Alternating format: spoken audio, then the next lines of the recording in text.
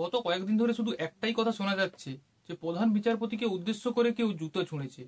জুতা ছোঁড়া বা জুতা মারা দুটোই কিন্তু নিন্দনীয় কাজ। আর সেটা হয়েছে সুপ্রিম কোর্টের প্রধান বিচারপতিকে উদ্দেশ্য করে। কার এত বড় সাহস, বা এইরকম ঘটনা কেন হলো সুপ্রিম কোর্টের ভিতরে কাজ চলাকালীন অবস্থায়?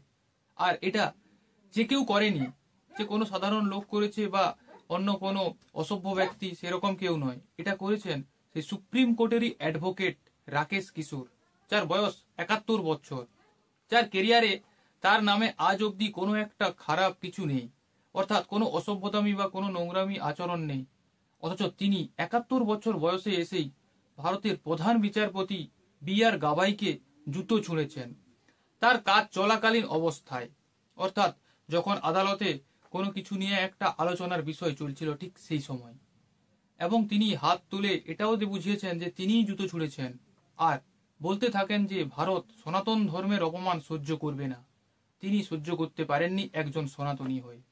অর্থাৎ বি.আর. গাভাই তাহলে সনাতন ধর্মকে অপমান করেছেন, যেটা তিনি একজন সনাতনী হয়ে সহ্য করতে পারেননি।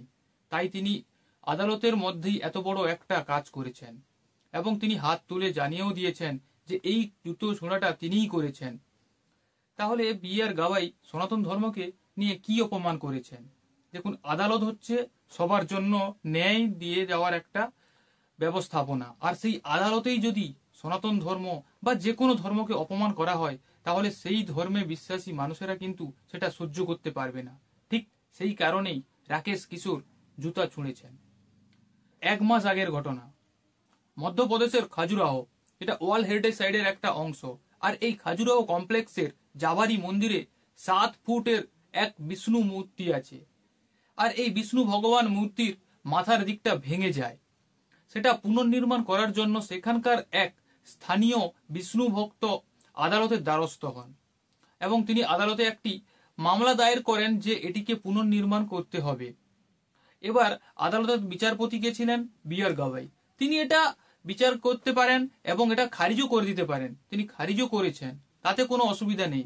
কিন্তু খারিজ করতে করতে তিনি একটা কথা এমন বলেছেন যেটা সত্যি সকল সনাতনীদের মনে আঘাত দিয়েছে। তাহলে বি.আর. গাভাই কি সনাতন বিরোধী? তিনি বলেছেন ওই লোকটিকে যে আপনি তো বিষ্ণুর ভক্ত, তাহলে আপনিই বলুন আপনার বিষ্ণু তার নিজের মাথা নিজেই ঠিক করে নিতে পারবে। এটা কোনো কথা হলো? বা এইরকম কোনো রায় কোনো আদালত থেকে আজ অব্দি হয়েছে? না হবে। আদালত সবার জন্য সমান, সবাইকে ন্যায় দেবে, আর সেই আদালতই ব্যঙ্গ করলো সনাতনী হিন্দুদের। তাই এই ঘটনার পর থেকে রাকেশ কিশোর এটা জানান যে যতদিন থেকেই বি.আর. গাভাই এইরকম একটা রায় দিয়েছেন, তিনি রাতের পর রাত ঘুমাতে পারেননি। তাকে বিচলিত করে চলেছে এইরকম এক ঘটনা। তার জন্যই তিনি অবশেষে জুতো ছুঁড়তে বাধ্য হলেন। দেখুন, বি.আর. গাভাই কি তাহলে সনাতন বিরোধী? তিনি কি হিন্দু ধর্ম বিরোধী বা হিন্দু ধর্মকে ঘৃণা করেন?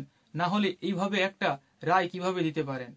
এটা অন্য ধর্মের প্রতি কি তিনি এইভাবে বলতে পারতেন বা এরকম বলার সাহস পেতেন? শুধুমাত্র সনাতনীদের জন্যই এরকম বলা যায়, কারণ তিনি এটাই জানেন যে সনাতনীরা কিছু করবে না। আর একজন প্রকৃত সনাতনী রাকেশ কিশোর, যিনি অ্যাডভোকেট সুপ্রিম কোর্টের, তিনি দেখিয়ে দিলেন যে না, সনাতনীরাও সহ্য করতে পারবে না এই রকম রায়। আপনি খারিজ করে দেন, কোনো অসুবিধা নেই, কিন্তু এরকম ব্যঙ্গ করতে পারেন না ভগবানকে নিয়ে।